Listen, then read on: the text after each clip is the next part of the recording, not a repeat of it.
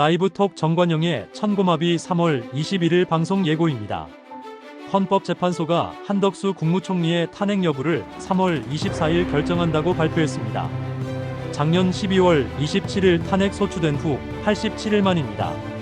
앞서 탄핵 심판에 넘겨진 윤석열 대통령보다 한 총리가 먼저 헌재의 판단을 받게 됐습니다. 한덕수 총리 탄핵 심판 선고는 윤 대통령 탄핵 심판 선고에 영향을 미칠 것으로 전망됩니다. 윤 대통령 선고일이 아직 발표되지 않는 상황에서 윤 대통령이 행한 비상계엄 선포에 대한 내란죄 적용 여부 사안과 계엄 선포의 정당성에 대한 판단이 필요하지만 헌법재판소의 탄핵 심판은 기본적으로 정치적 판결이므로 여론의 흐름을 중요시하지 않을 수 없습니다.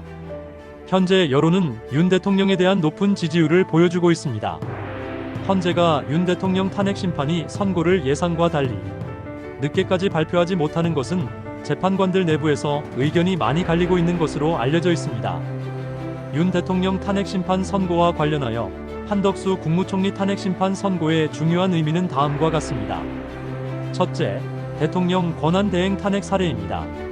한덕수 총리는 대통령 권한대행 지위를 겸하고 있어 이번 탄핵 심판은 대통령 권한대행에 대한 첫 헌법재판소 사례입니다.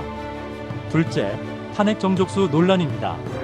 국민의힘은 탄핵 소추안 의결 시 대통령에 준하는 탄핵 정족수 200석을 적용하지 않은 것에 대해 권한쟁의 심판을 청구했습니다.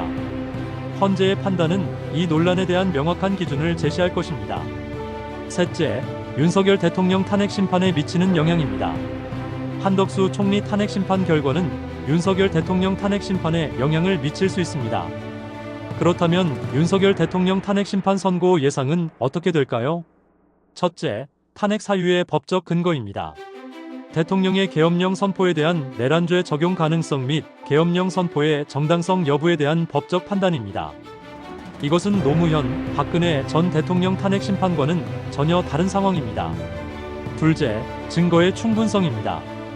탄핵 사유를 뒷받침하는 증거가 충분히 확보되었는지입니다. 셋째, 국민 여론입니다.